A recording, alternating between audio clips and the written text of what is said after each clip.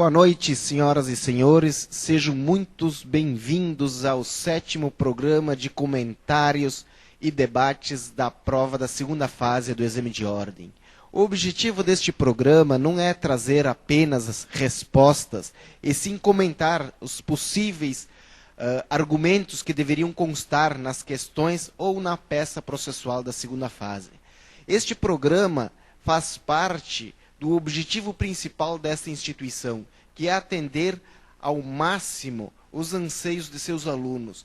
Este programa vai auxiliar a dirimir algumas dúvidas ou diminuir um pouco ansiedades de vocês que fizeram a prova hoje à tarde e desejam saber o que deveria constar nesta prova. Então, o IDC, por meio de seus professores, funcionários, que viveram intensamente junto com vocês esses momentos, essa etapa tão importante da vida de vocês, vai também auxiliar neste programa na tentativa de diminuir um pouco a ansiedade. E também, o curso não termina aqui. No dia do resultado da prova, nossos professores, nossos funcionários, a instituição estará no lado de vocês, auxiliando em possíveis recursos àqueles que não conseguiram almejar a aprovação. A instituição, há mais de 15 anos, na área jurídica, trabalha para conseguir alcançar os objetivos de seus alunos. E então, por isso, estamos unindo todos os esforços, tanto da parte administrativa, quanto da parte dos professores. Porque nós temos certeza de que se vocês saírem satisfeitos da instituição, saírem com a aprovação, serão potenciais alunos nos cursos de extensão em Direito, nos cursos de pós-graduação em Direito, que vão iniciar agora no mês de agosto, nos cursos preparatórios para concursos, enfim, temos certeza que no final deste curso não será a última vez que vamos vê-los, e sim a primeira de muitos. Mas de nada adianta a administração do IDC tentar organizar um excelente curso, uma excelente metodologia, se não tivermos a colaboração de professores qualificados. Hoje, domingo, os professores estão aqui no lado de vocês para auxiliar. Então, quero agradecer imensamente a colaboração dos professores que abriram mão de seu descanso para estarem aqui nesta noite e conversar com vocês sobre a prova que vocês recém realizaram. Quero agradecer também, mais uma vez, os colaboradores da instituição, que estão aqui também auxiliando, e desejar a todos um bom programa. Temos certeza de que aqueles alunos que frequentaram o curso, realizaram os exercícios, enfim, utilizaram da metodologia que a instituição ofereceu, com certeza serão aprovados nesta prova. E os que não conseguirem, nós estamos no lado também para auxiliar em possíveis recursos que nós vamos organizar. Boa noite a todos, bom programa e desejo sorte.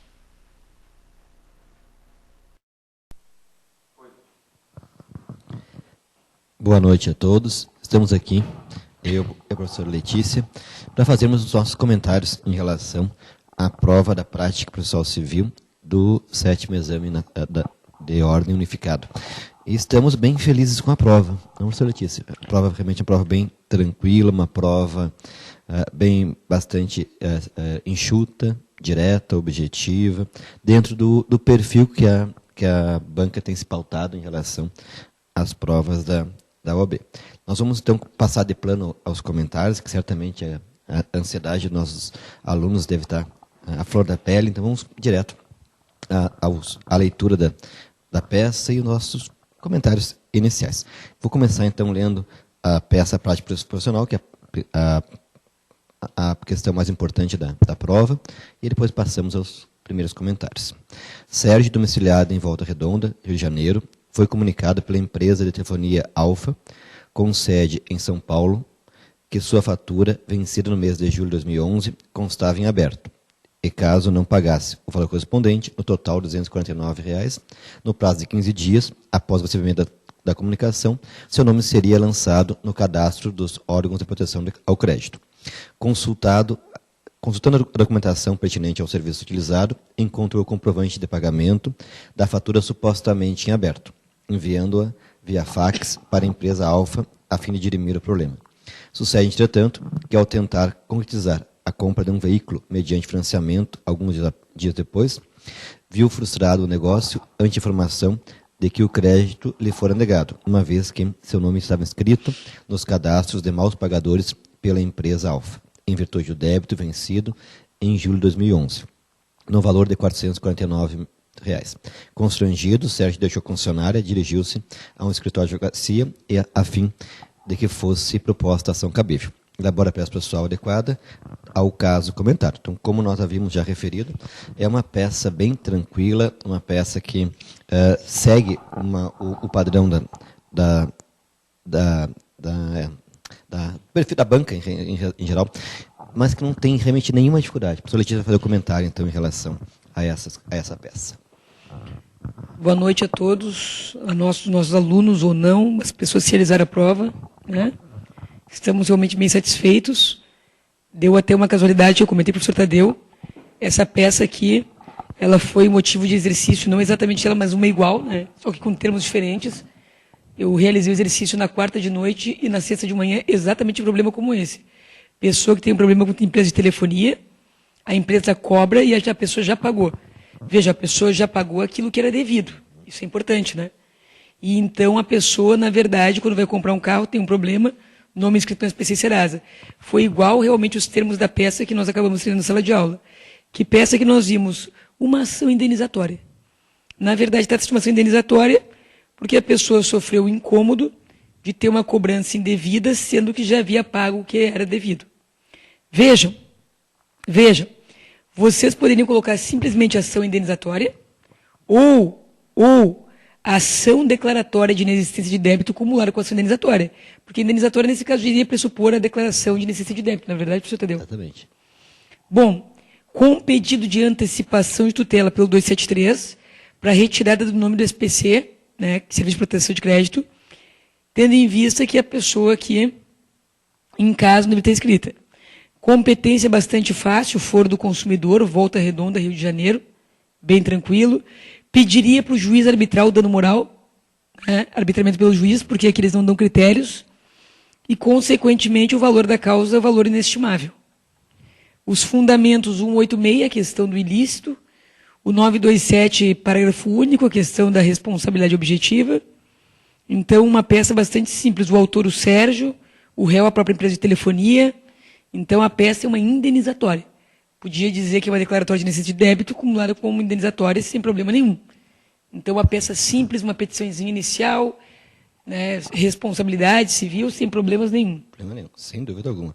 Eu vou só ressaltar que é uma relação de consumo, sim, mas não há necessidade de ser utilizado diretamente o Código do Consumidor.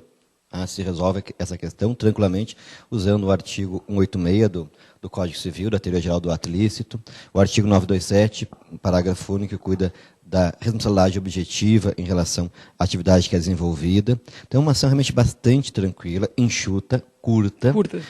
Você podia pedir a inversão da uso da prova com base no artigo 6 e 8 do CDC, uma vez que trata de relação de consumo. Então, o fato de ser relação de consumo vai apenas reforçar o foro competente, que é o foro do consumidor, mas seria, da mesma forma, o foro competente fora do relação de consumo, em função do seu foro onde ocorreu esse dano.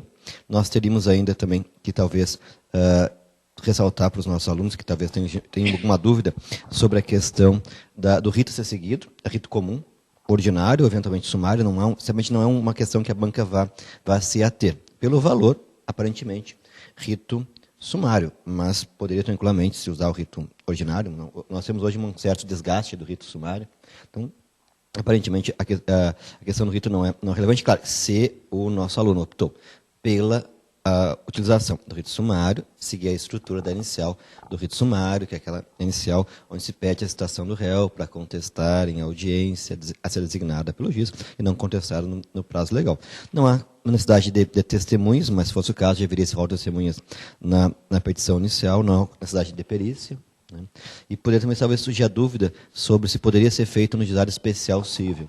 Bem, aparentemente, né, não haveria nenhuma dificuldade nesse aspecto, mas a estrutura seria a estrutura de um pedido de indenização, exclusivamente por dano moral. Não teve dano material. Não há uma indicação clara nesse sentido. Aparentemente, uma situação de dano moral puro, aquele dano moral que não comporta nenhuma acumulação com danos de caráter material.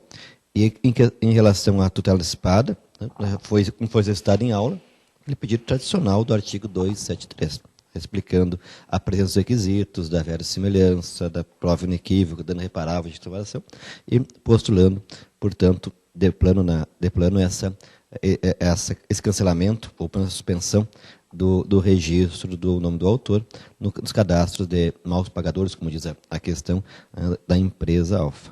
Acho que foram essas anotações que nós fizemos em relação a essa questão. Realmente uma questão muito tranquila, uma questão que já reproduz questões que já foram usadas em outras provas, claro que com outros termos, mas não nos traz nenhuma dificuldade, mas nós lemos várias vezes a questão, mas está tão tranquilo, está tão claro. E não surpreender-se se de repente não usou as 5 laudas, porque realmente era uma peça bem curta. Bem curta. Exatamente. Não tem muito o que Não teria muito o que fazer. Os fatos são esses. Né? O direito também pouquíssima coisa, não teria...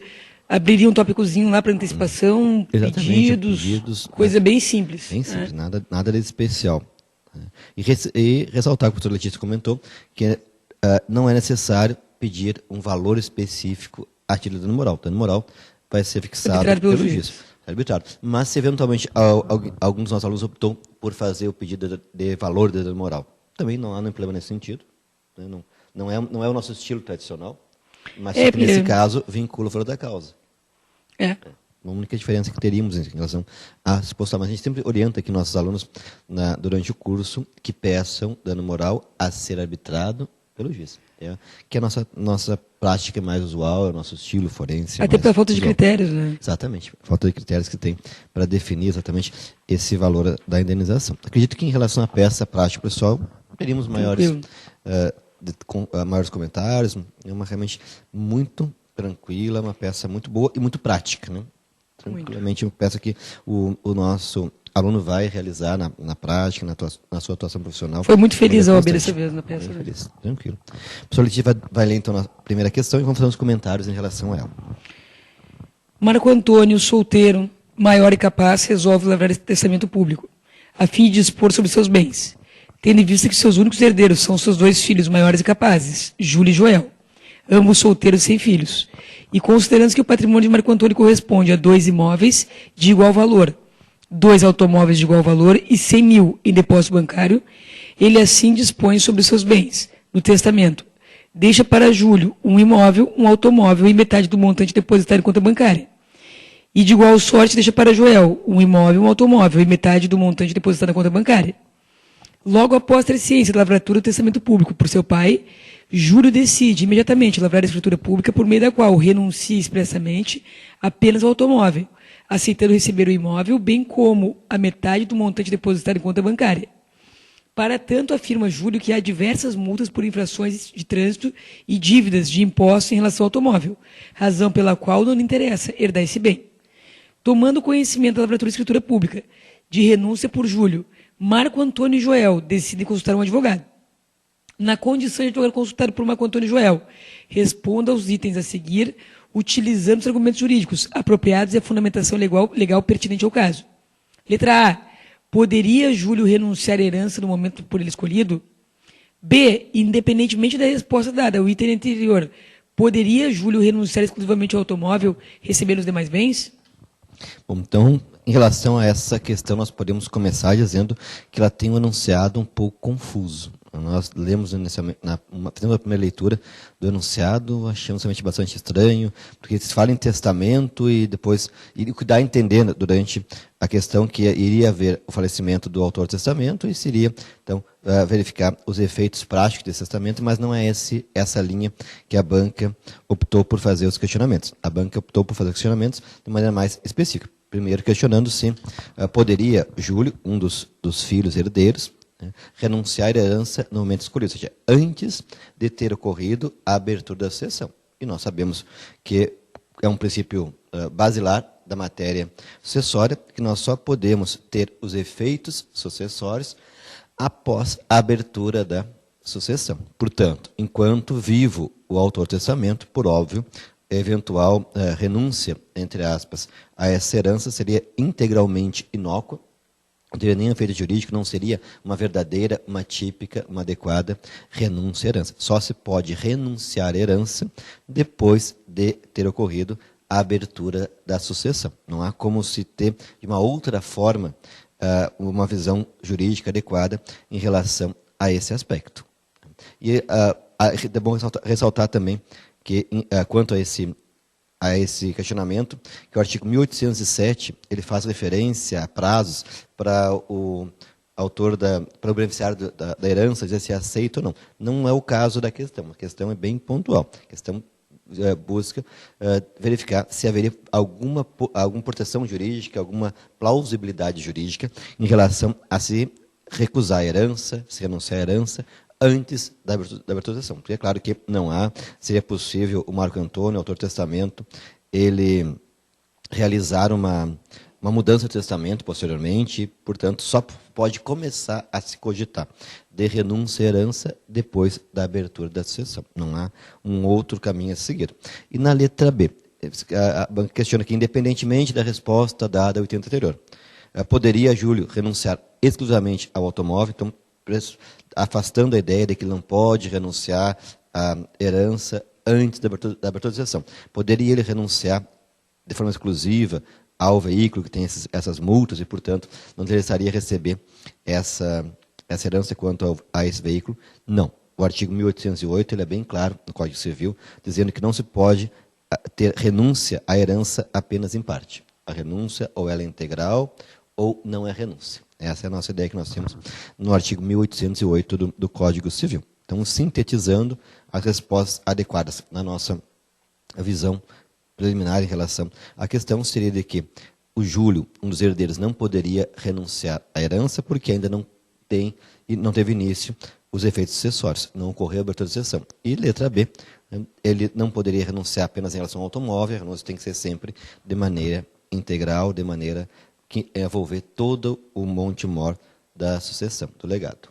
Professor Letícia, um comentário em relação a essa... Não, a questão ela é tranquila, né? Só o cuidado ali que a pessoa deve ter para não usar o artigo errado na letra A. Né? Então, uma questão... Aliás, ninguém pode renunciar o que ainda não tem. O que ainda não tem, até porque a qualquer momento ele poderia mudar, né? Exatamente. Né? Os termos do testamento dele.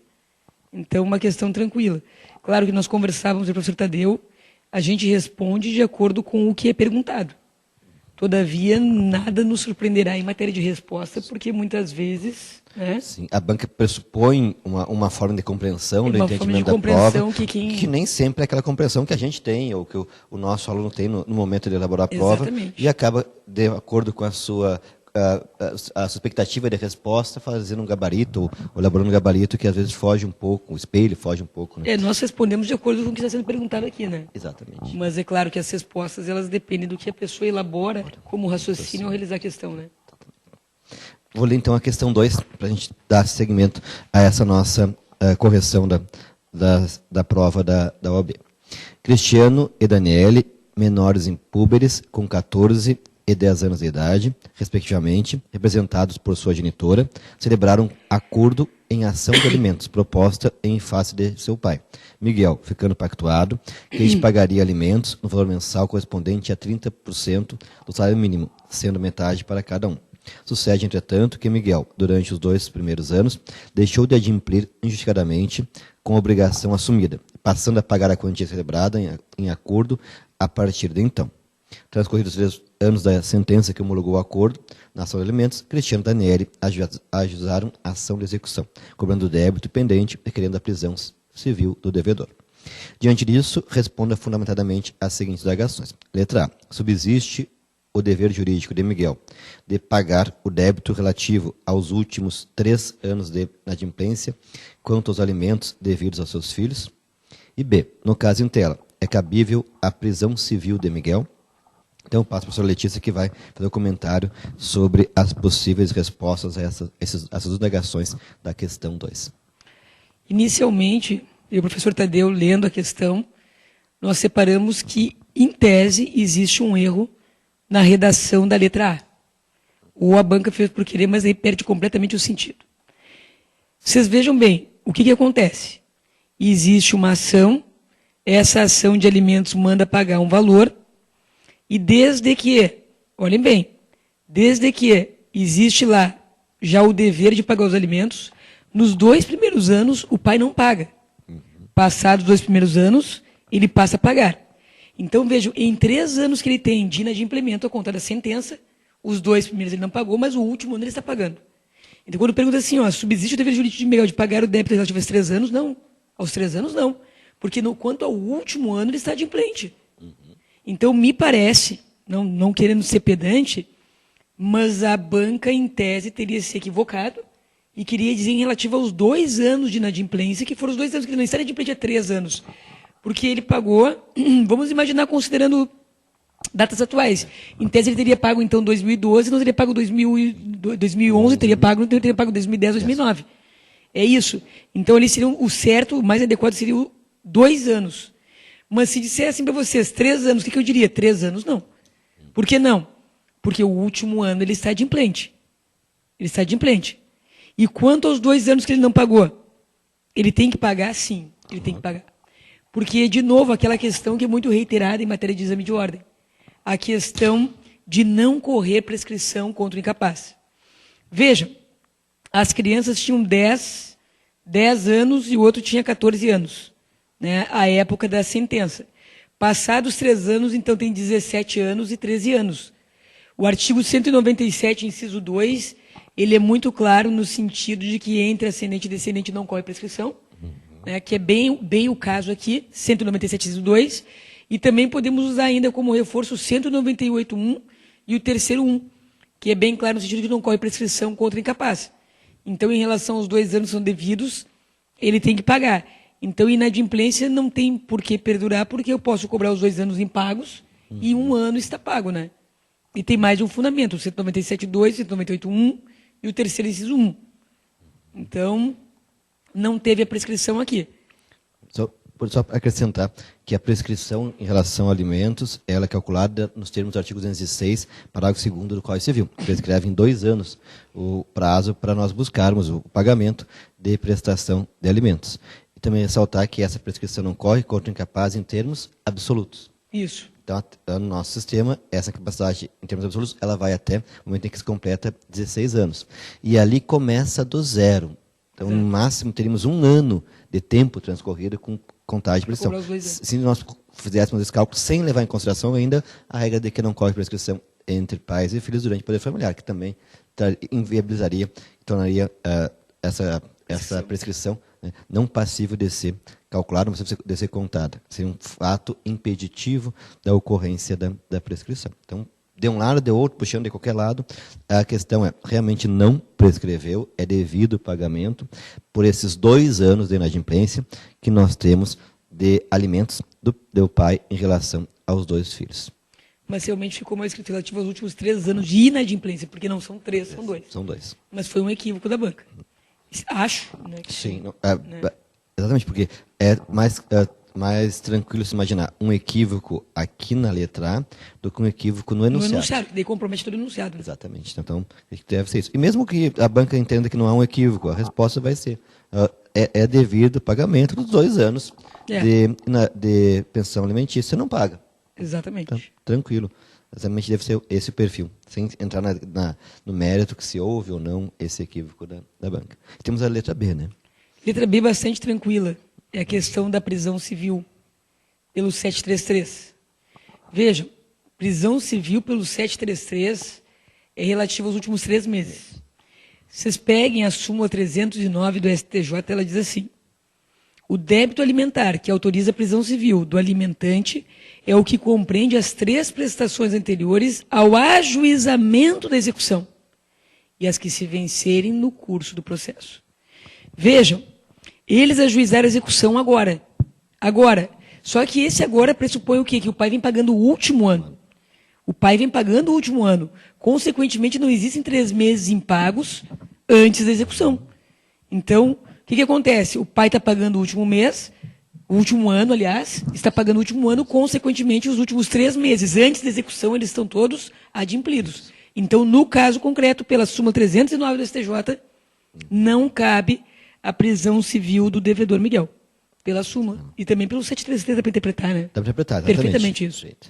E se o nosso aluno deve estar discutindo, mas se eu não coloquei a referência à súmula 309 do STJ? Em princípio, não é uma referência essencial, não, categórica. Você colocou o artigo, né? Usando o artigo e usando essa interpretação, se posso fazer, quanto ao artigo 733, não haveria nenhum problema nesse sentido. Então, acreditamos que, claro, que talvez a banca dê o valor integral da questão, que é o 0,55, para quem indicou a súmula e fez um comentário, uma explicação sobre o seu contexto, mas o uso do texto, da indicação literal da súmula 309, não é algo essencial. Mencionando porque o 733 diz assim, ó, na execução de sentença ou de decisão que fixe os alimentos provisionais, o juiz mandará para citar o devedor para, em 3 dias, efetuar o pagamento, provar que o fez justificar. Então, se o devedor não pagar, nem se escusar, o juiz decretará a prisão pelo prazo de 1 a 3 meses. Então, também pelo artigo já ia, né? Sim, lembrando que quando não há o pagamento de alimentos, nós temos alternativas.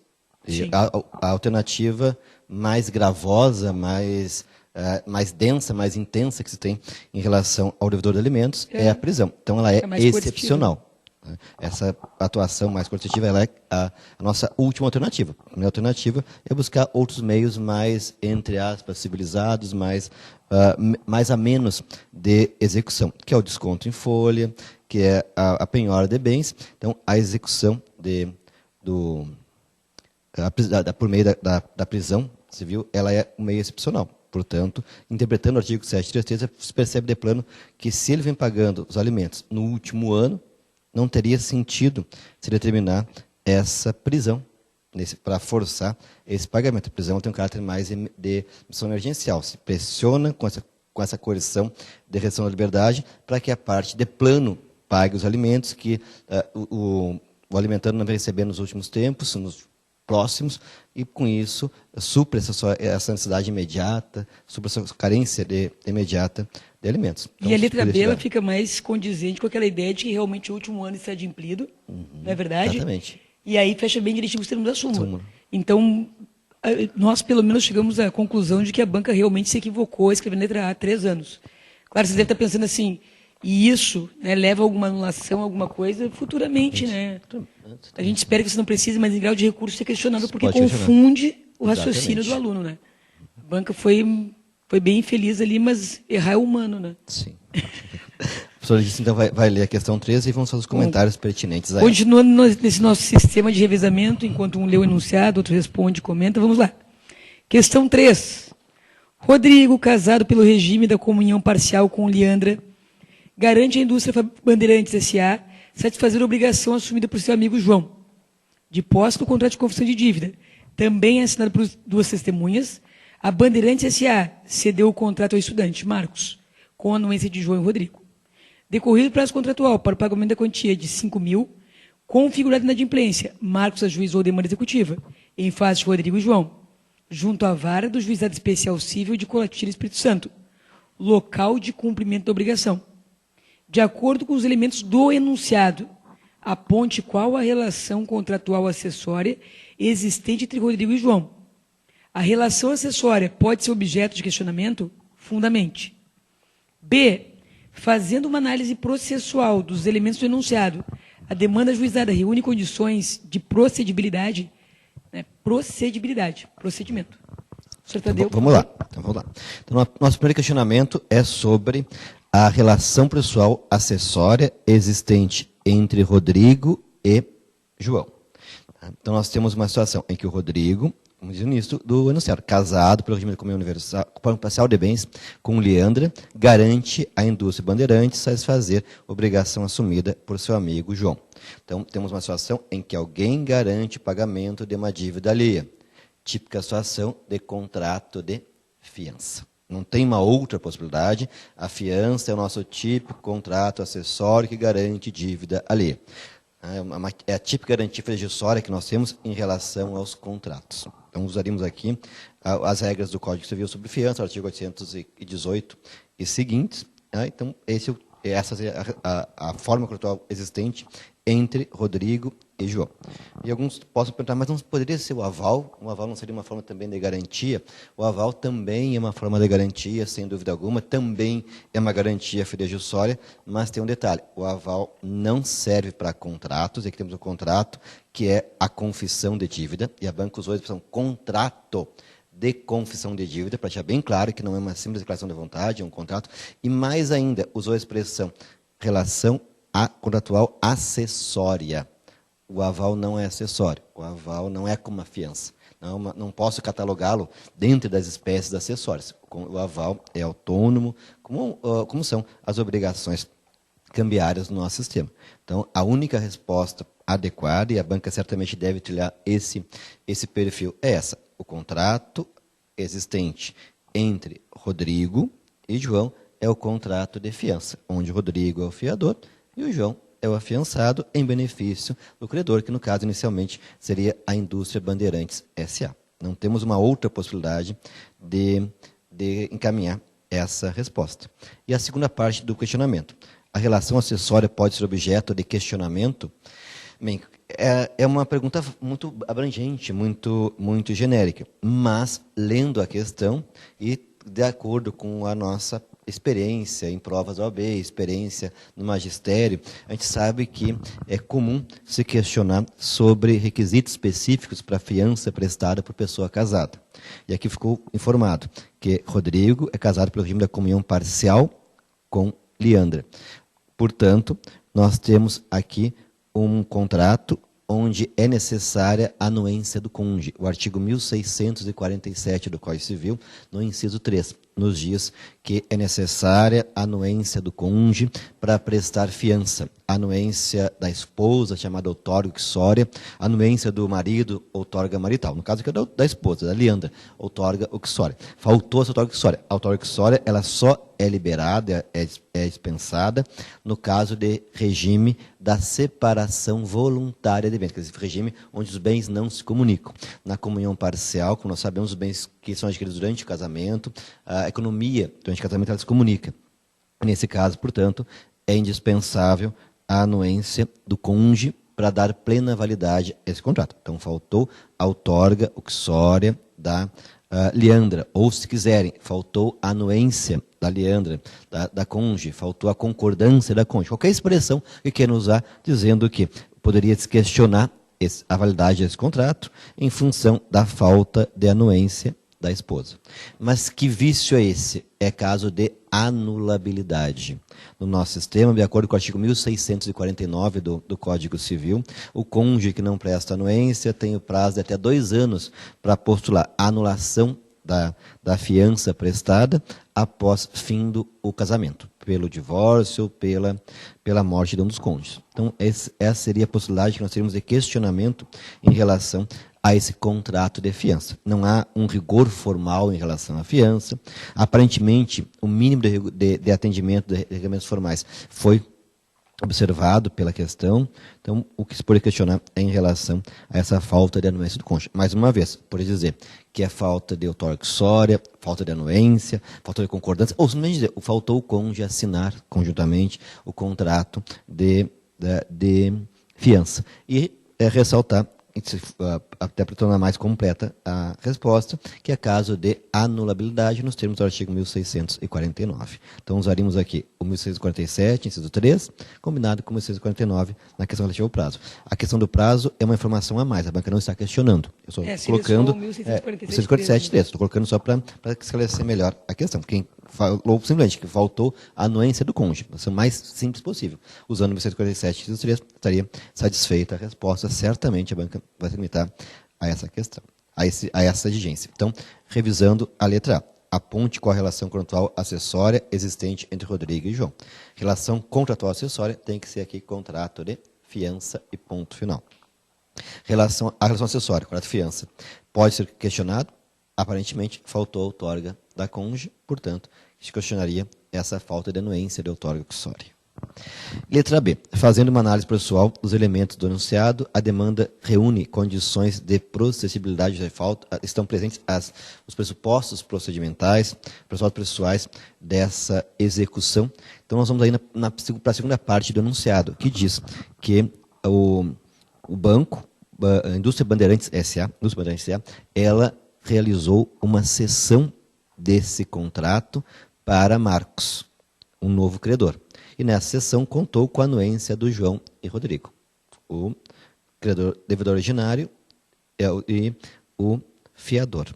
E ainda diz, decorrido o prazo contratual para pagamento da quantia de 5 mil, configurado a inadimplência, Marcos, novo credor, ajuizou a demanda executiva em face de Rodrigo e João, fiador, devedor originário, junto à vara do juizado especial civil de Colatina local do cumprimento da obrigação. Então, o que nós teríamos que cuidar aqui? Primeiro, se temos um título executivo. Temos, tranquilamente. Temos um título típico, confissão de dívida, um contrato de confissão de dívida, um contrato, um instrumento particular, que pode servir, então, como título executivo extrajudicial.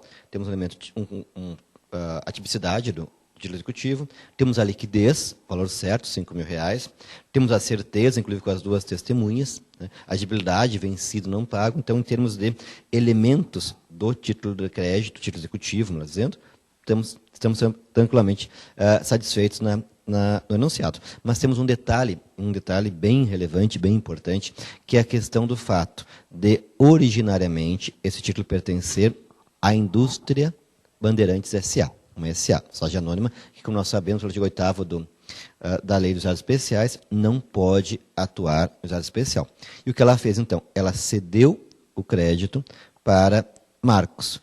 E, voltando ao artigo 8º da Lei dos Juizados Especiais, quando nós temos uma situação onde, inicialmente, tínhamos a pessoa jurídica como credora, e há essa cessão para uma pessoa física, ela não tem habilidade, não tem possibilidade de atuação no juizado especial. Então, teríamos esse empecilho, essa questão que atrapalharia a procedibilidade nessa demanda. Não é caso de competência do juizado especial civil, em função do título originariamente ter como credor pessoa jurídica, na forma de SA, portanto que não tem nenhuma atuação viável em juizado especial civil, e usando o artigo 8º, inciso 1, o cessionário, aquele que recebe por cessão o crédito de uma pessoa jurídica, no caso, a pessoa jurídica aqui no caso, não pode atuar no juizado especial civil. A palavra ali, professor Tadeu, procedibilidade. Procedibilidade, exatamente. Procedibilidade, procedimento. A pergunta é, o procedimento do juizado especial é cabível? Né? Então, a palavra já dizia, para procurar pelo procedimento. E aí o 8º inciso 1 diz, pessoas físicas capazes. Podem. Excluídos os cessionários de direitos de pessoas jurídicas. Justamente o caso. Se olhar bem aqui no caso, o cessionário é pessoa física capaz. Todavia, né, cedido pessoa jurídica não pode. Mas a palavrinha já dizia tudo, né? Procedimento. Exatamente. Né? Claro, é um pega-ratão? É. É pega-ratão. Não, é pega-ratão, sem dúvida. Toda prova tem um ou outro, né? Não deveria ser diferente mas nessa. Mas é um pega-ratão então, expresso também na lei, né? Na lei, exatamente. Leve. Com atenção, exatamente. Né? Claro que o aluno fica tenso na prova. Normal. A lei dos especiais não é uma lei curta, é uma lei mais longa, mas a questão da palavra possibilidade, como o professor Letícia ressaltou, seria a nossa deixa, seria o nosso caminho para seguir essa busca da definição da leitura do artigo 8º, que diz quem pode atuar no juizado especial civil. Então, passamos para a questão 4, vou ler o enunciado, depois passo para a professora Letícia para realizar os comentários em relação a ele. Carlos, arquiteto famoso e extremamente talentoso, assina um contrato de prestação de serviços com Marcelo, comprometendo-se a elaborar e executar um projeto de obra de arquitetura no prazo de 6 meses. Destaca-se ainda que Marcelo procurou o serviço de Carlos em virtude do respeito e da reputação que este possui no seu ramo de atividade. Entretanto, passado o prazo estipulado e após tentativas frustradas de contato, Carlos não realiza o serviço contratado, não restando alternativa para Marcelo a não ser a propositura de uma ação judicial. Diante do caso concreto, responda fundamentadamente, tendo em vista tratar-se de obrigação de fazer infungível, personalíssima. Então, aqui não tem pega-ratão, que está claro, expresso, de que a banca entende que a atuação do arquiteto aqui é de uma obrigação de fazer, obrigação infungível, personalíssima, de que maneira a questão poderá ser solucionada pelo Poder Judiciário. E a letra B considere que, em uma das cláusulas contratuais estipuladas, Carlos e Marcelo, em vez de adotarem o prazo legal previsto no Código Civil, estipularam um prazo contratual de prescrição de 10 anos para postular eventuais danos causados. Isso é possível? Então vamos verificar as respostas a essa questão com a professora Letícia. Questão bem simples, eu diria até que essa daqui é a questão mais simples da prova. Exatamente, mais tranquila. Mas esse é a mais simples porque está na lei, em 2 artigos você achava a resposta da letra A, da letra B. O enunciado muito claro que fala assim, ó, Carlos, arquiteto famoso, extremamente talentoso. Pelo talento dele, ele é procurado. E aí já diz ali, ó... Já bastava isso, né? Já bastava isso, mas não contente, a banca deixou bem claro. Olha, é infungível, personalíssimo. Não adianta pedir que o outro faça. Porque foi contratado pelo talento dele. Aí ele pergunta, mas de que maneira a questão pode se solucionar? Se ele se nega a fazer o serviço, só tem uma maneira, que é a indenização por perdas e danos. Não haverá um outro jeito, porque se ele, que é o talentoso, contratado pelo talento dele, se nega, a única solução é perdas e danos. E isso está expresso no artigo 247 do Código Civil Brasileiro, que diz: incorre na obrigação de indenizar perdas e danos o devedor que recusar a prestação a ele só imposta ou só por ele execuível. Que nesse caso, pelo talento dele específico, né, é só por ele execuível. Então, essa, tranquilíssima. E a letra B, da mesma forma, bastante tranquila, né, e bastante estudada também aqui em sala de aula, como disse o professor Tadeu. Letra B. Podem pactuar um prazo prescricional diverso de 10 anos? 192 do Código Civil. Os prazos de prescrição não podem ser alterados por acordo das partes. O artigo de lei é claro, ele traz a resposta de uma forma muito tranquila. Então, a resposta da letra B é não. Não pode. Avaliando bem, essa foi a questão mais tranquila de toda a prova, sem pegadinhas, né, expresso, né, muito fácil. E numa avaliação geral, agora que acabamos de responder a prova, podemos dizer o quê? Que a prova de civil, mais uma vez, foi uma prova feliz, né, principalmente pelo que temos ouvido aí em relação já às outras áreas, né? O pessoal teve um pouco mais de sofrimento, mas foi uma peça muito tranquila, uma peça nada extensa, portanto, não cansativa, dentro daquilo que estudamos, dentro daquilo que é normal.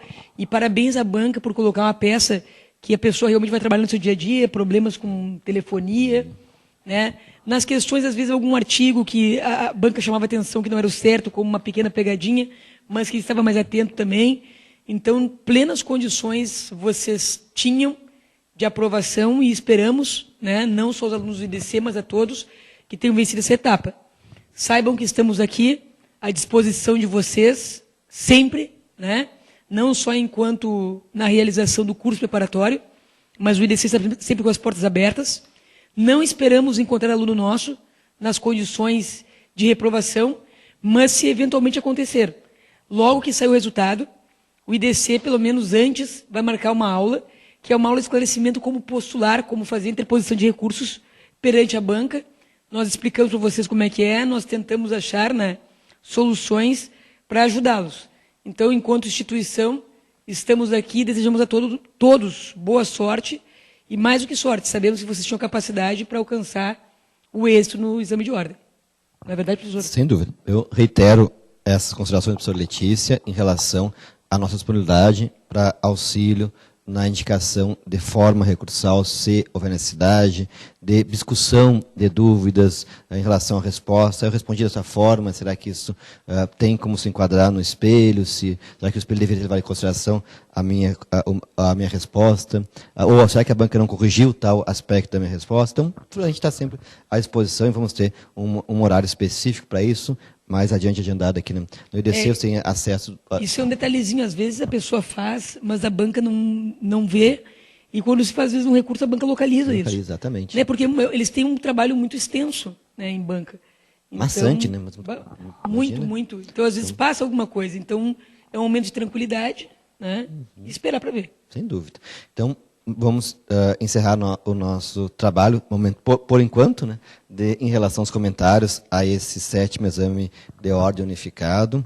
Desejamos que todos os nossos alunos tenham feito uma excelente prova, temos tranquilidade nesse sentido, temos certeza que foram felizes na prova e que vão obter êxito, vão obter aprovação, e nos colocamos à disposição, como a gente referiu, para dúvidas, comentários, para comentários, para conversarmos sobre essa prova. Mas tenho certeza que o sucesso mais uma vez, o IDC conseguiu alcançar o seu objetivo, que é preparar bem os seus alunos para enfrentar essa prova, e temos certeza que os índices de aprovação serão bem consideráveis. Então, encerramos o nosso trabalho por hoje. Boa noite a todos. E, mais uma vez, agradecemos a confiança que nos foi depositada em relação à elaboração, à preparação para esse que é um passo profissional de maior importância, vamos dizer assim, né, na vida dos nossos alunos. Boa noite a todos. Boa noite.